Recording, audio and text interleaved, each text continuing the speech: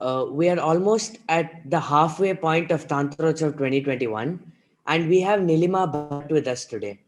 And she has a very important topic: leading with Shakti, anchored in Shiva. Nilima Bhat is a visionary in the fields of personal mastery, leadership, gender equality, and well being.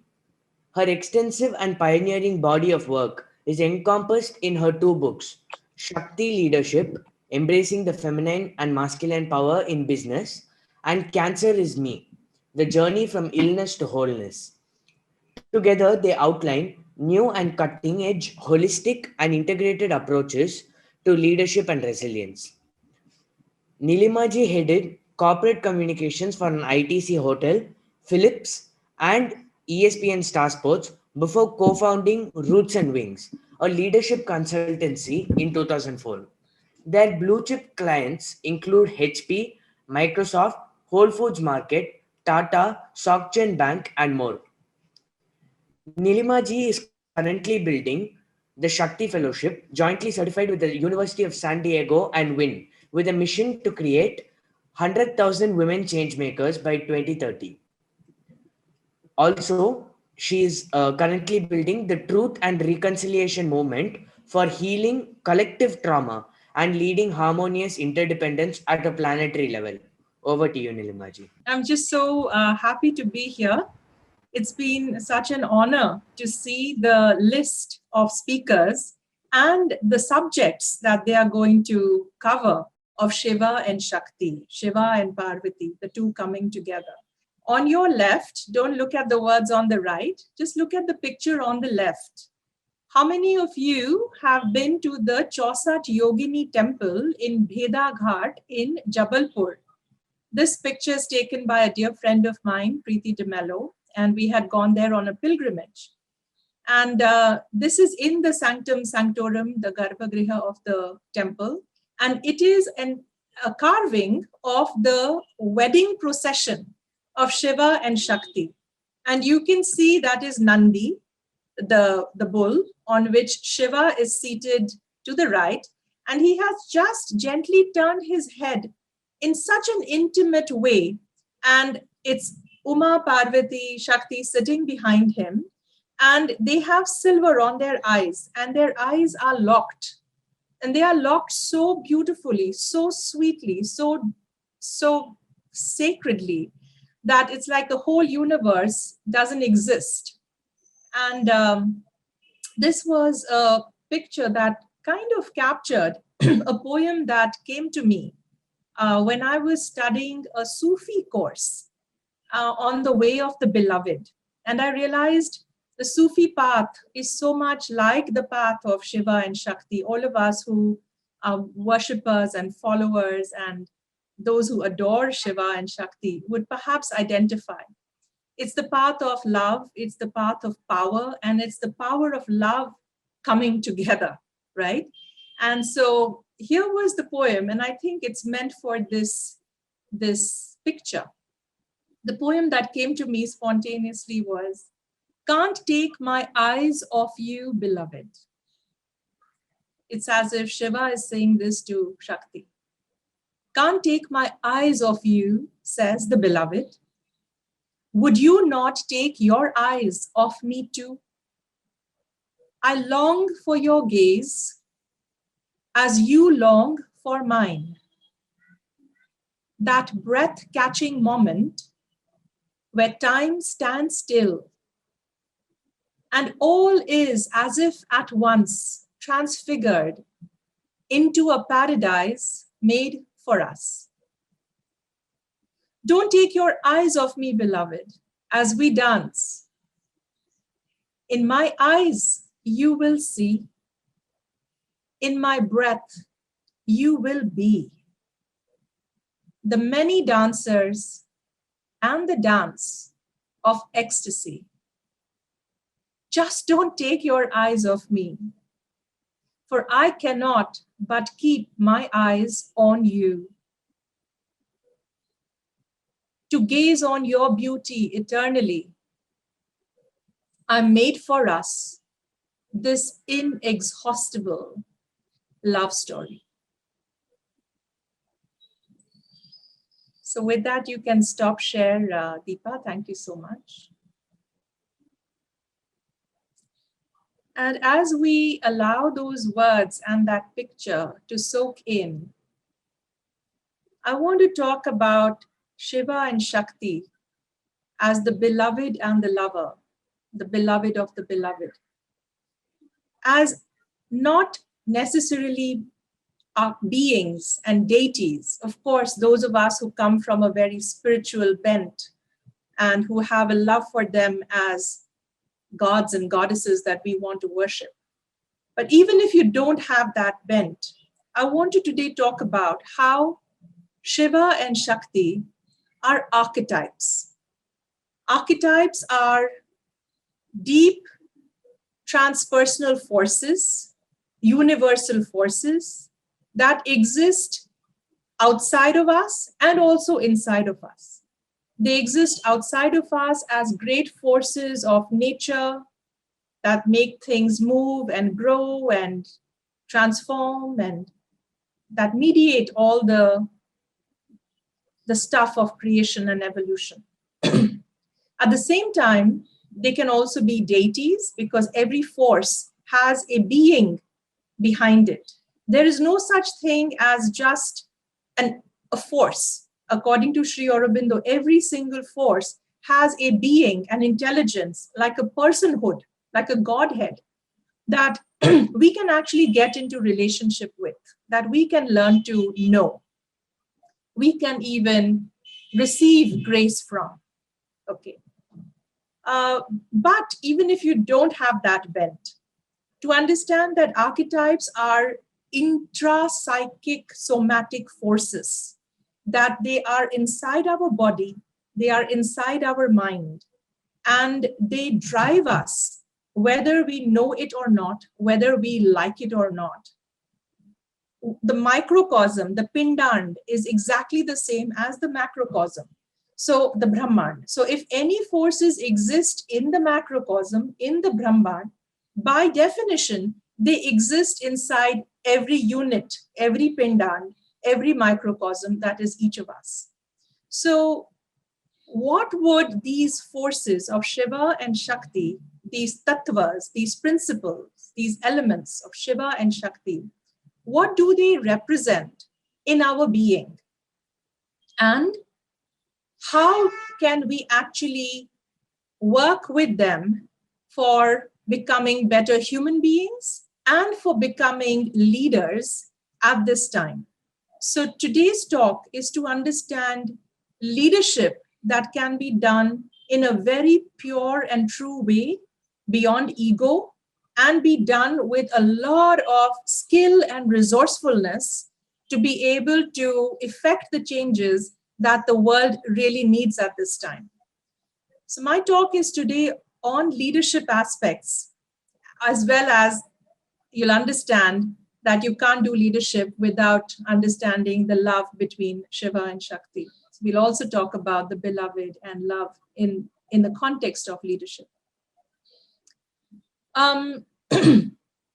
So I've written this book called Shakti Leadership, Embracing Feminine and Masculine Power in Business.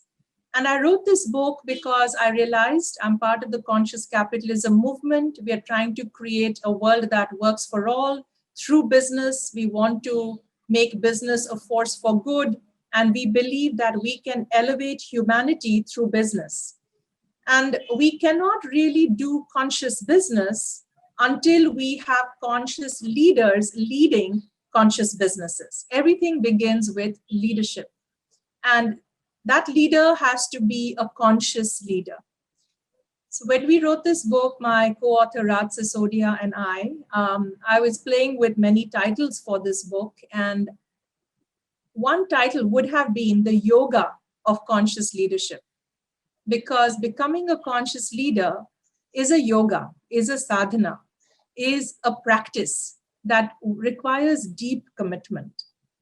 And it's essentially talking about 5 elements. Again, Shiva, Om Namah Shivaya is the, there are 5 syllables in Shiva's mantra.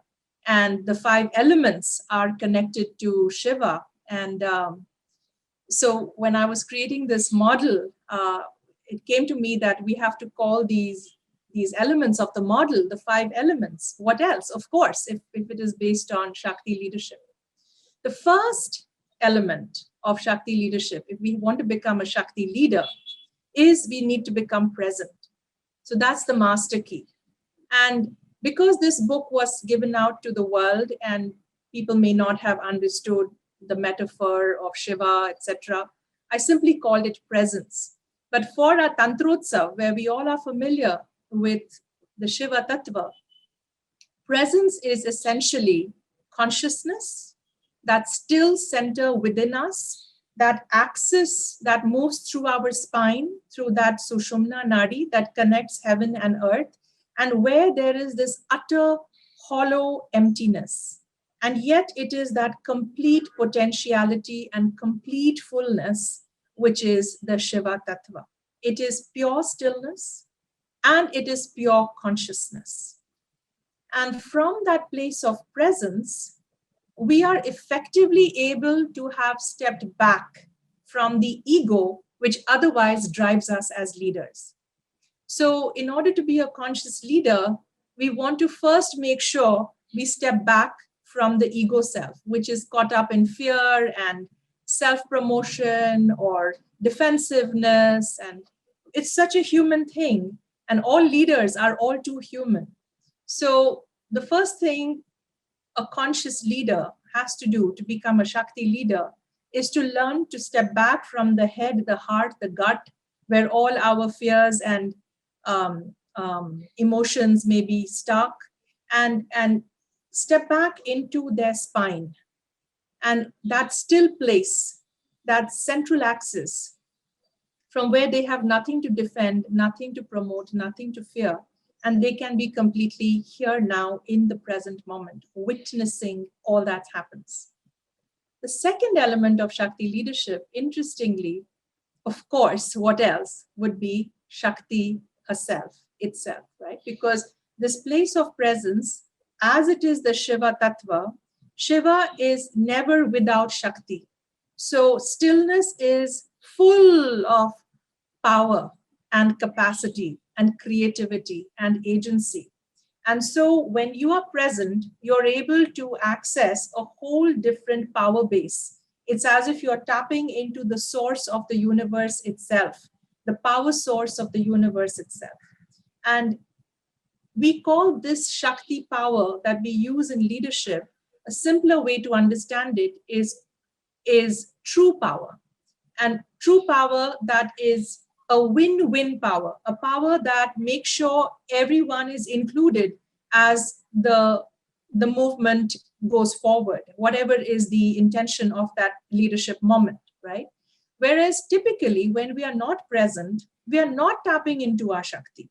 We are typically tapping into some sort of a privilege-based power base. And then it's some kind of a win-lose power game, whether we know it or not. And we call this false power, because whatever we push so hard and we deplete our limited tanks of energy, we ultimately get exhausted. Not just that, whatever we create from our own ego-based resources ultimately fails. So it's such a waste of all that leadership time and effort. So for a Shakti leader, they have to become present and they have to learn to be still enough with Shiva in that silence, be able to receive the spandan, the desire of life for itself, Shakti's desire for life itself, that Shiva witnesses and enjoys. Okay, so when a leader taps into that inspired energy, that Shakti of that leader, which is part of the universal Shakti, the cosmic Shakti, that Shakti moves forward and starts creating whatever that leader needs to create in the world. So after presence and power, we have 3 more elements, which are capacities. We say a Shakti leader, to come into their full power, they need to become a whole person. And for this, we talk about psychological wholeness. And psychological wholeness is making sure that you have access to your wisdom self, which is your inner parent, and you have access to your foolish child self. So in transaction analysis, it's called the parent adult child ego state. And to be in a psychological health, you need to operate from your aware ego. So we call it becoming the wise fool, right? If you're only stuck in your wisdom, or effectively your Shiva Tatwa, just pure stillness, but you don't have this wonderful Ganesh energy to go with it, which is the child that is playful and joyful. That parent-child integration doesn't make you, without that, you can't become psychologically whole. That's one axis. The other axis we talk about is becoming tough and love together. And tough is having access again to your masculine energy, the ability to fight the good fight. And love is having access to your feminine, loving, caring, nurturing energy. All this regardless of gender, okay? All of us, in order to become psychologically whole, we have to become the wise fool of tough love. And this is the Shiva Parivar, isn't it? Shiva is wisdom. Um, Ganesha is very much the playful child self, the foolish self in a positive way, the curious, wondrous energy that we all need and have. And Kartikeya is the tough, the warrior self, and Uma herself, Parvati Shakti herself, is the loving mother, right? So the Shiva Parivar is a set of archetypes that exists in each of us. And when we are in our center, when we are in our presence, from here, we will know how to access each of these according to every leadership moment. So all of these are also powers. All of these are aspects of Shakti. And so once we are anchored in our Shiva, anchored in our presence, we know how to play to the wise fool of tough love.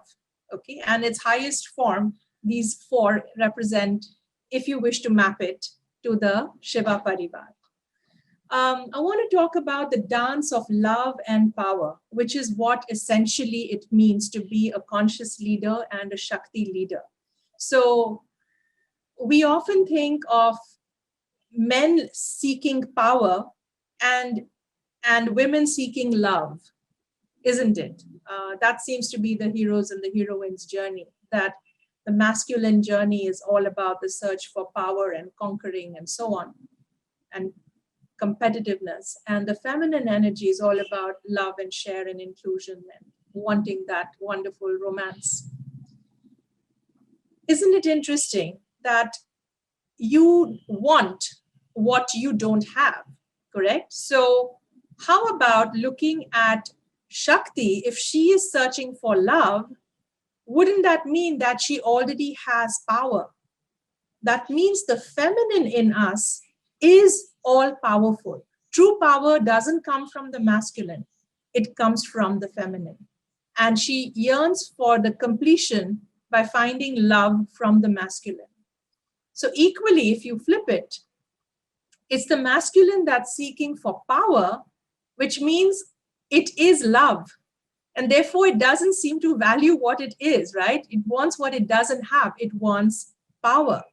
So in its broadest mythical way, in a symbolic way, how about looking at the Shiva Tatwa as love and the Shakti Tatva as power, right? So the divine masculine is that wonderful still point. So when there is a yantra, there's always a bindu point, a still point. And that still point in a way represents that still witness consciousness. And it is not just inert. It is a profound magnet of love. It is that which attracts and magnetizes and holds together the entire spin and turn, the entire creative exuberance of Shakti and keeps it together. So we say Shakti is, Shiva is like the centripetal force that is the magnetic force of love. And Shakti is the creative expressive force, right? So it's the centrifugal force that wants to go out in all directions and create all possibilities within their union. And the truth is, Shiva without Shakti is inert, and Shakti without Shiva is chaos. And therefore, this entire universe can exist only because there is Shiva at the center and Shakti organizing every single thing that's created. And therefore, it holds itself. Therefore, it doesn't disintegrate and cause chaos. It's the Shiva that holds it together, and it's the Shakti that creates that unique combination of whatever that unit is of Shiva and Shakti and the Pancha Tatwa, the five elements that come together. So everything in life is a dance of love and power, of Shiva and Shakti. And so when we're talking about becoming conscious leaders, and this is not just for big leaders of countries or big companies, each and every one of us is required to step in, up, and out into leadership at this time. At a minimum, starting with self-leadership.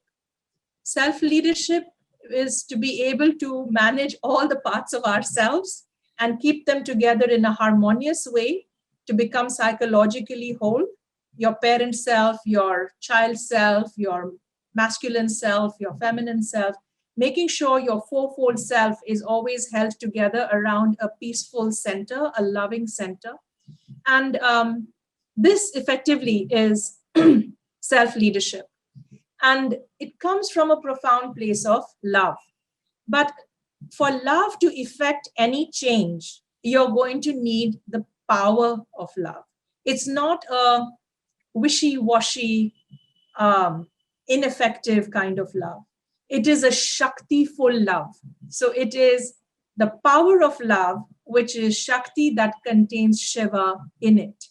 Power that contains consciousness and the love of consciousness, the universal love that has the ability to co-hold all that exists in creation. And so this thing of dance of love and power is something we must understand as conscious leaders. We cannot stand only on one polarity and deny the other. So since everything comes in pairs, where there are devas, there are asuras.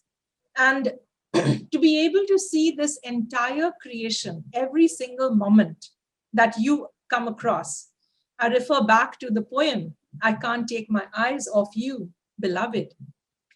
The invitation is that each of us has to be able to step back into our presence, into our Shiva Tatva, and with the eyes of Shiva, gaze upon every single situation and every single person as an aspect of Shakti.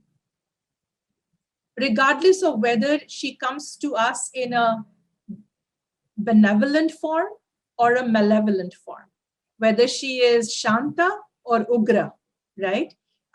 In Sufism, there is this concept of the 99 faces of the beloved, and the beloved comes in 99 forms, and some of them are Jamal, which is beautiful, but some of them are Jalal, which is fierce and angry and repulsive. But for us to be able to completely keep our eyes locked, just like in that picture, Shiva knows that it is Shakti that has become everything for their sport and for their play. And this whole thing is a Leela. It's a game of love and power. It's a dance. We are here to create and transform. And all these forces, even though they may look like good and bad, actually they are not necessarily good and bad. They're simply polarities. They are interdependent pairs. Together, they create the creative tension. Just like in a horseshoe magnet, you have a north pole and a south pole, because of which a magnetic field gets created, because of which when you put a wire through it, electricity gets generated, right? So even the so-called challengers in our life are playing some sort of a role to the helpers, right? So on one hand, you have people who come to help you, and on the other hand, you have people who seem to be completely out to destroy you. And what we have to learn is we are nothing but the playground on which Shiva and Shakti are dancing. And it is the creative tension between them at one level. And at another level, it is this churn of the positive and the negative that is going to bring out from us our best essence, that unique child of Shiva and Shakti that we are.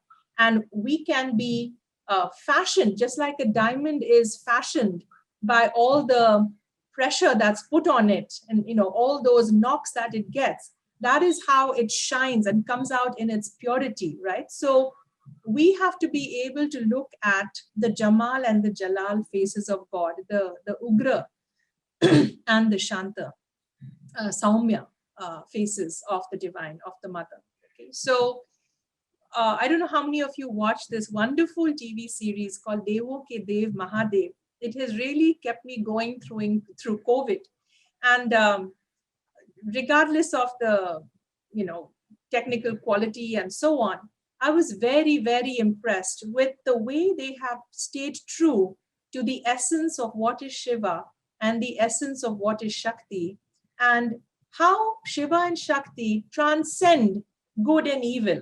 They have the ability. Shiva always has all kinds of outcasts around him, the Ganas who nobody else wants to be around. He never is partial towards the Devas versus the Asuras. He makes sure that everyone gets justice, because he understands that everyone has a role to play in the evolution, in the drama. Just like to have a drama, to create that creative interest, you need a villain, and you need the hero, and you need the heroine. So for us to be able to understand that this whole game we are in, if we are unconscious, it's called a Maya, because we get completely overtaken by it. But if we can deal with it consciously, see that neither friend nor foe, all alike, are our teachers, that the good people are here to help us, pull us up, and the so-called bad are people here to whack us out of our comfort zone so that we raise our game and in the process become a bigger, better version of ourselves, right? So to be able to be a Shiva who looks upon Shakti in such a way, saying, I used to be a Sufi practitioner, I still am, and I do the hurdling, and you're made to look at your hand and keep your eyes on your palm and imagine the face of the beloved in the palm.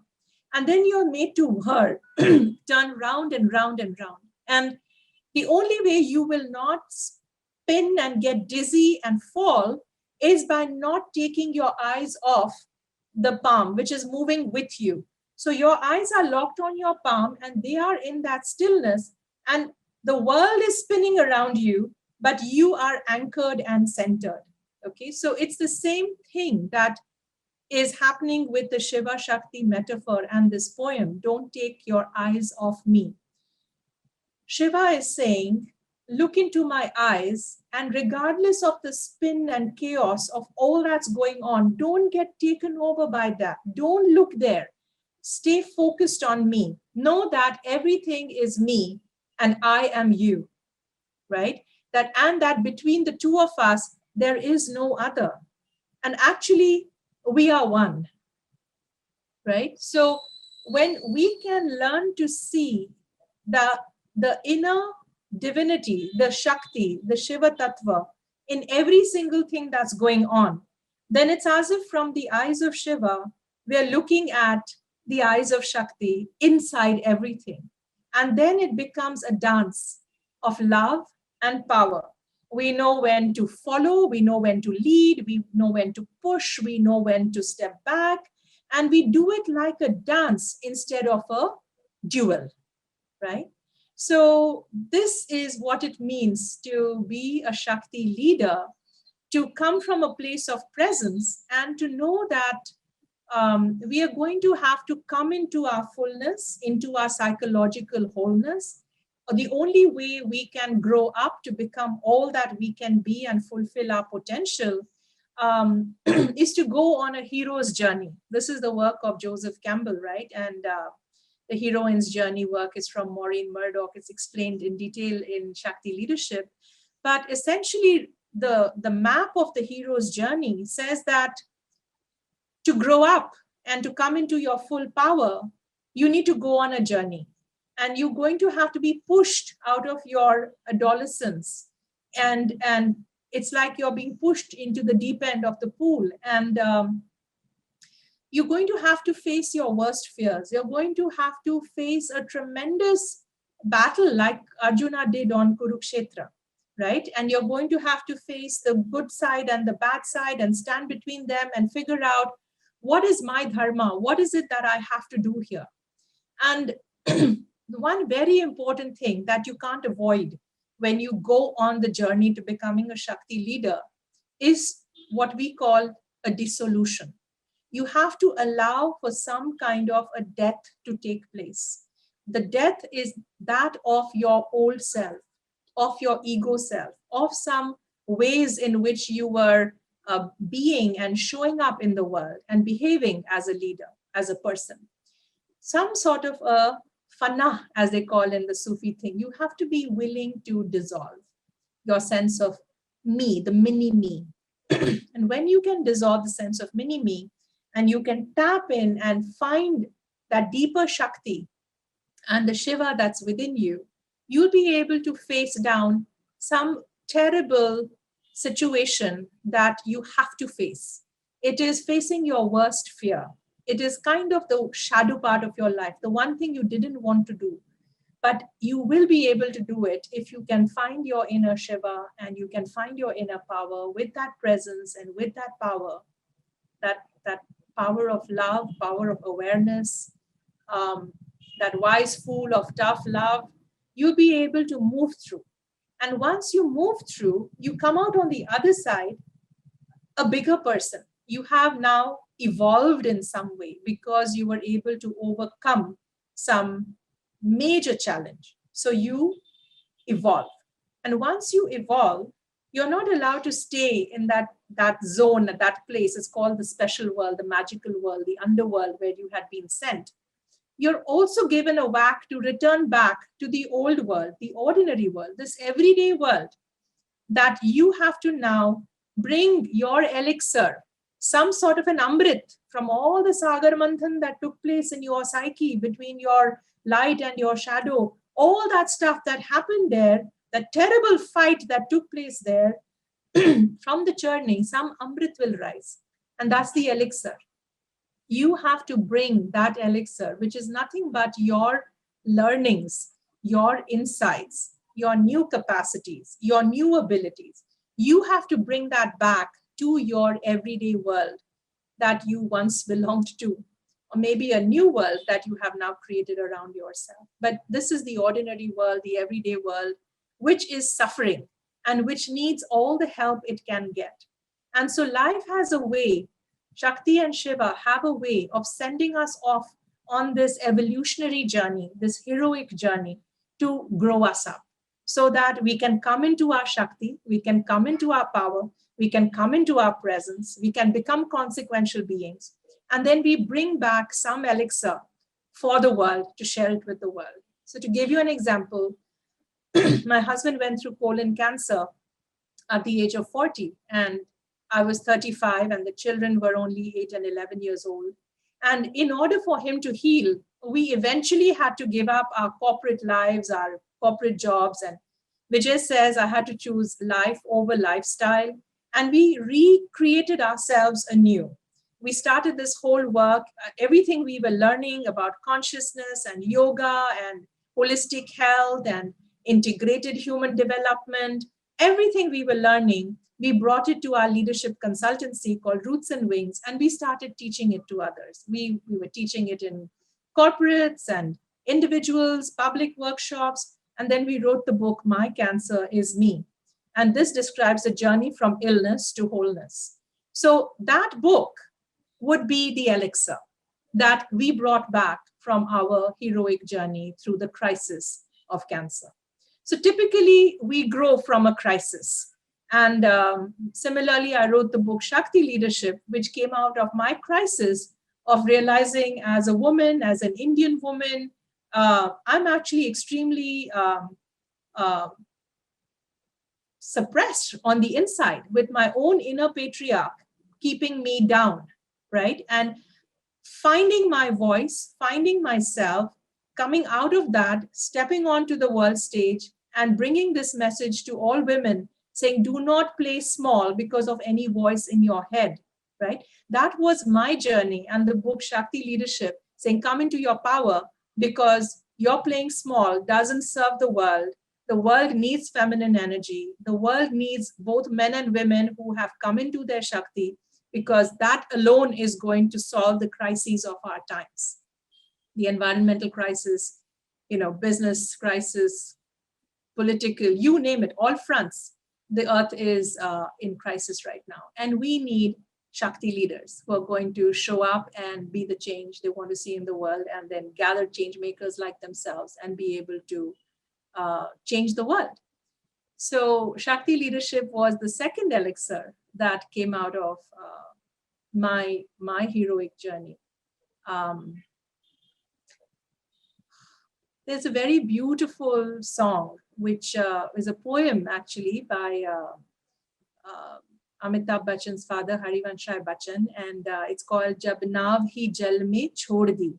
I don't know how many of you have heard this song, but it is sung by our guru, Swami Sadyojat, and I can't sing, I'm a dancer, but I'll try and say some of those words here.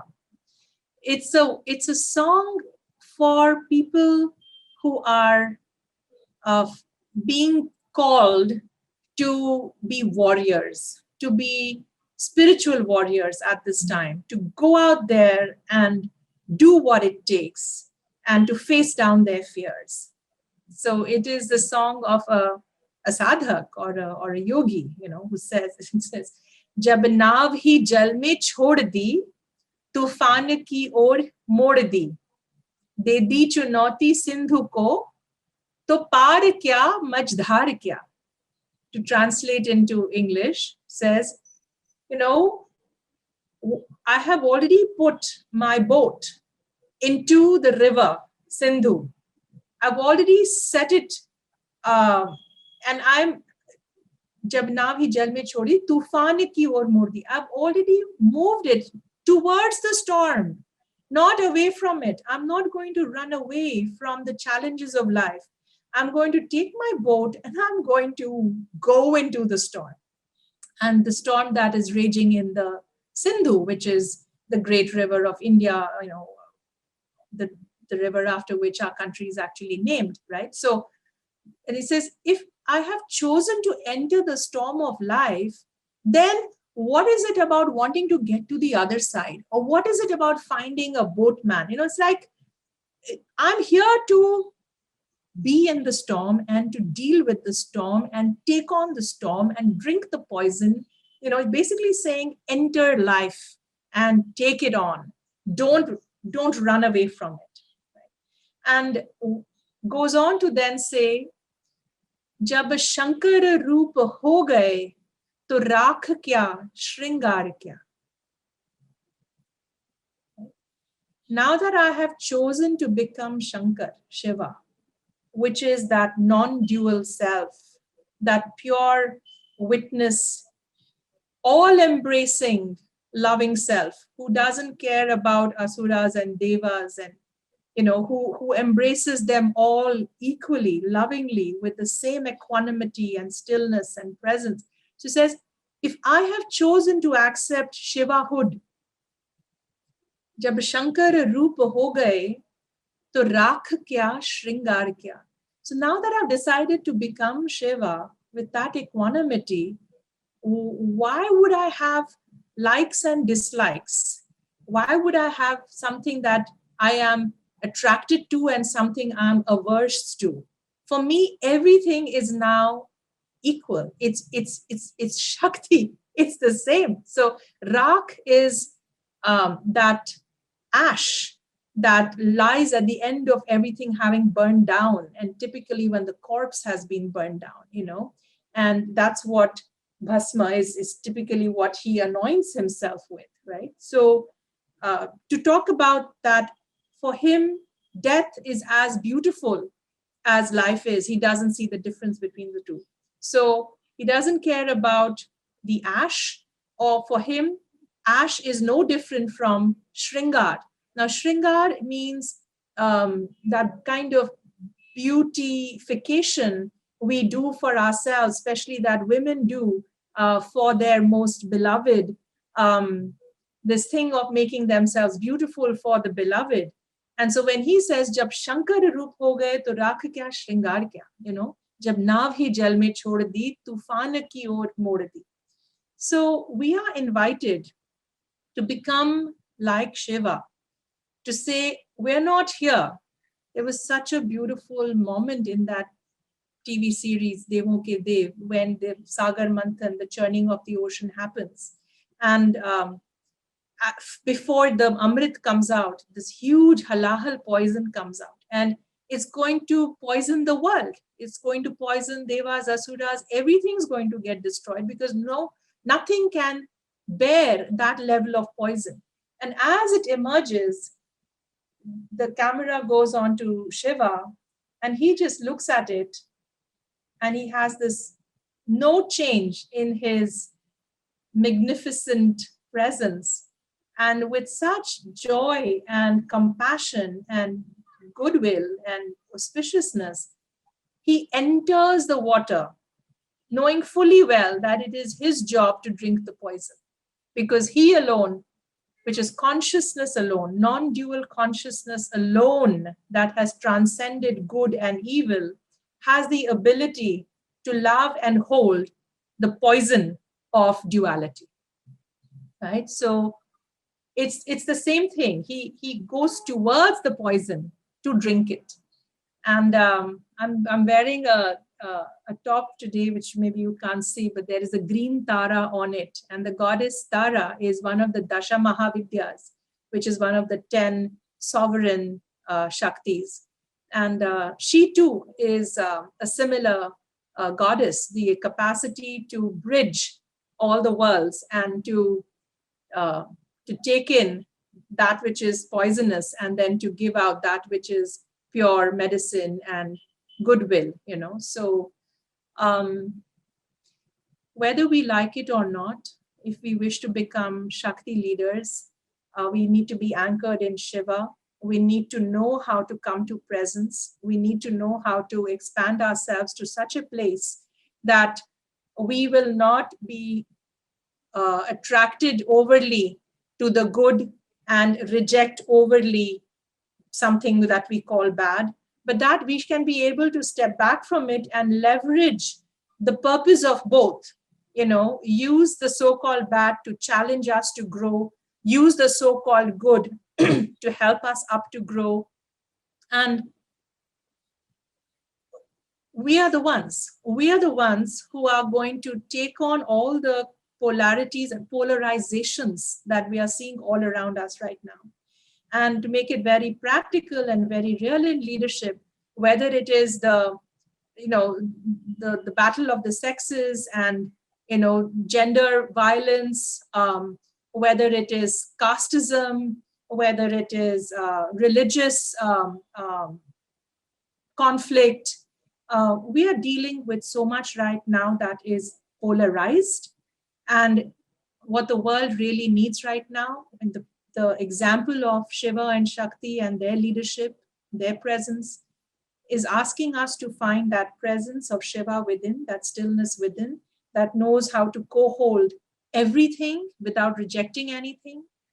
And then from there, find that power of love, find that Shakti, that true power that does win-win, that can go into the world and mediate all those conflicts out there and make everything one again, make everything return to harmony again. That ultimately is the role of a Shakti leader. And that we need today from each one of us. So with that, I'll pause. We have a few minutes for Q&A, and I'm very happy to hear your feedback, questions, insights.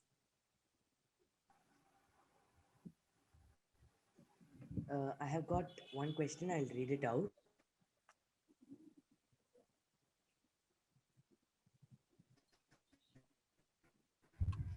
The question: women, will the world not be a better place if men also went through this learning?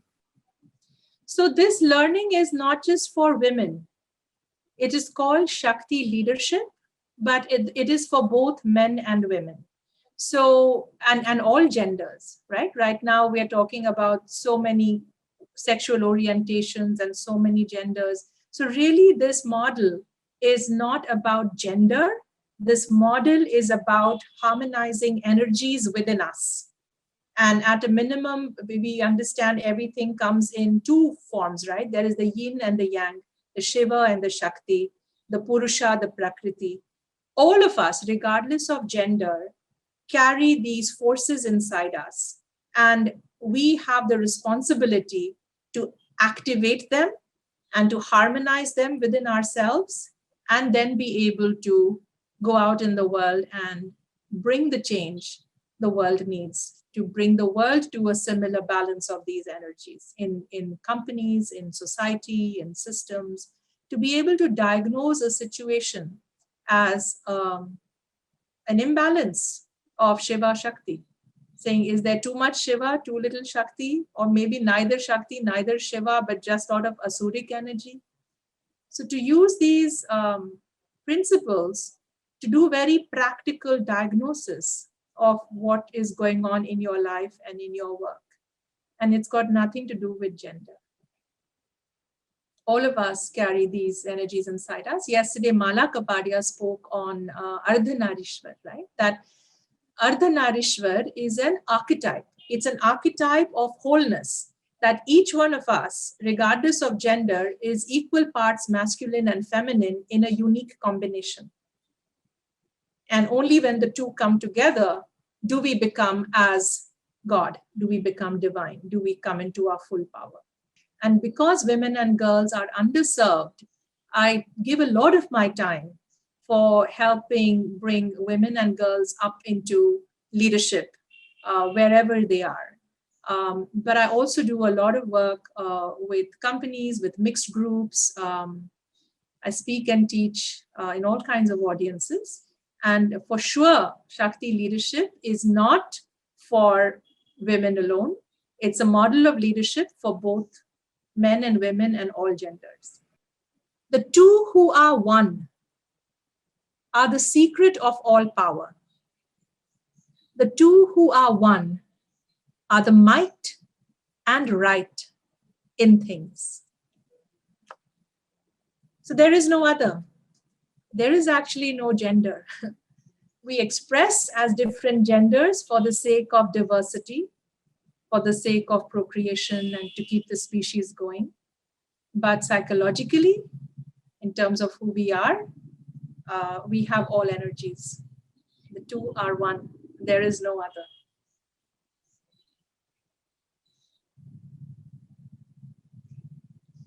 Any other question?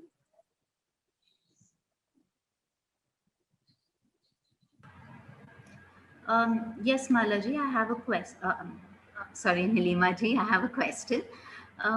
Should we not start this at a school level itself? By the time we reach adulthood, aren't our patterns so set, especially for the men, you know, that it's far more difficult to change?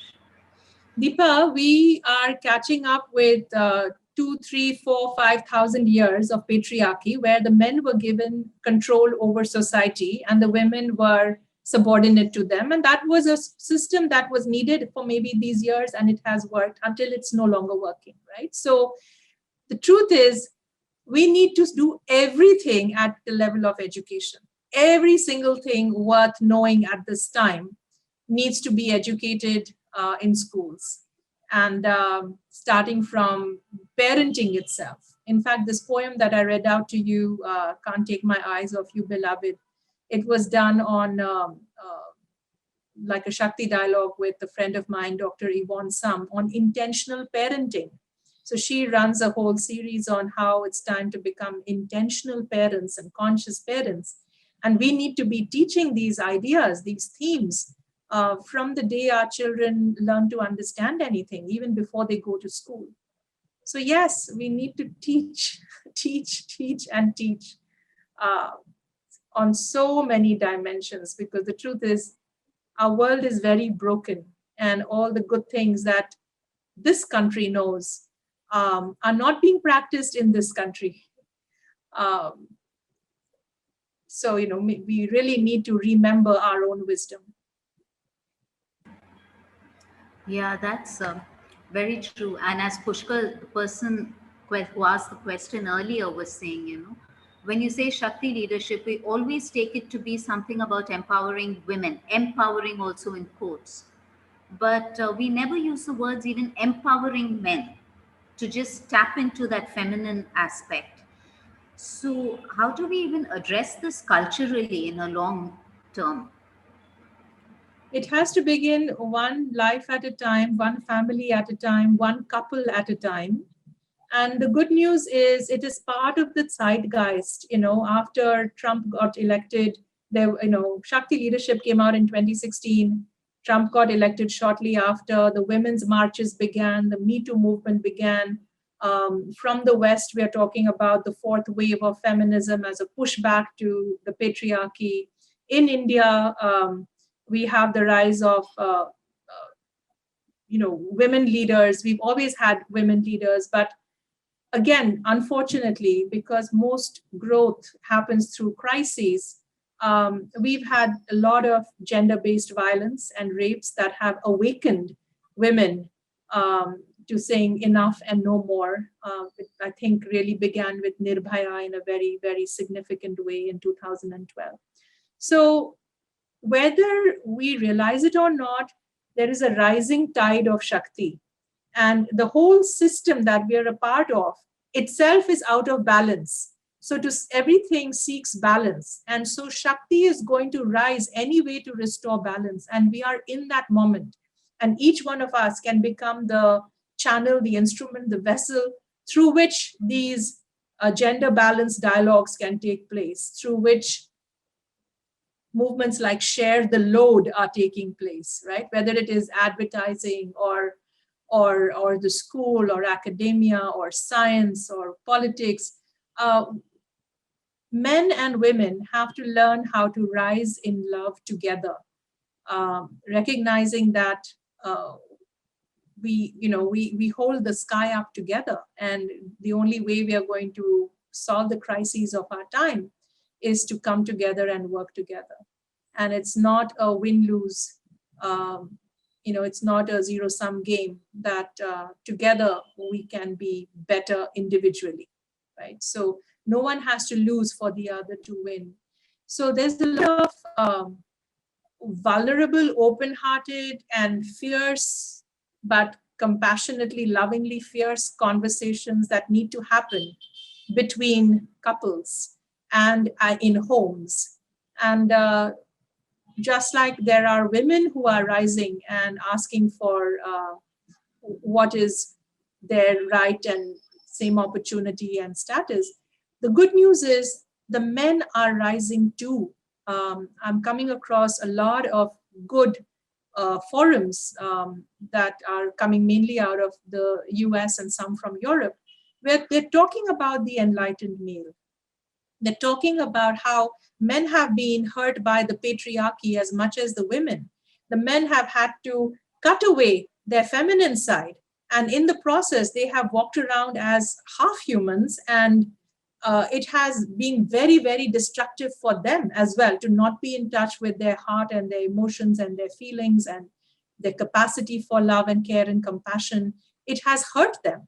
So the good news is even men are beginning to see that it is not about making women wrong or making men wrong, that the patriarchy has hurt both men and women, and there needs to be a lot of forgiveness on all sides. And everyone needs to do the work of becoming psychologically, spiritually whole. and then come forward and give others a hand, like we are doing here.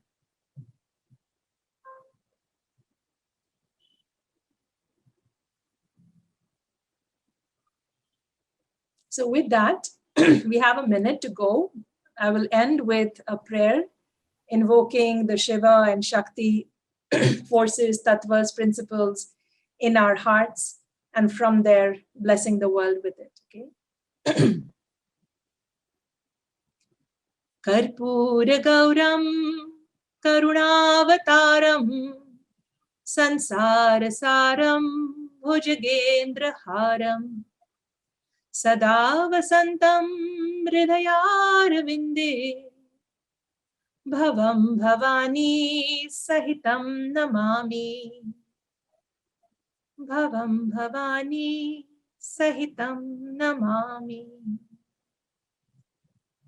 Om Shanti Shanti Shanti.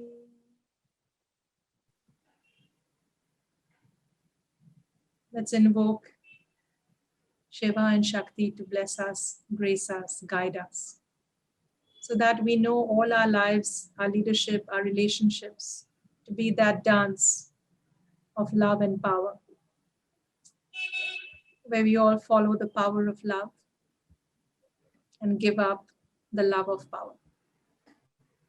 Thank you. Thank you, Nilima ji, for this engaging exchange. Tomorrow we have Ramchandra Rudam with us, and he will be speaking about 3 meditations on the Supreme Goddess. Thank you, and please join us back tomorrow at 6:30.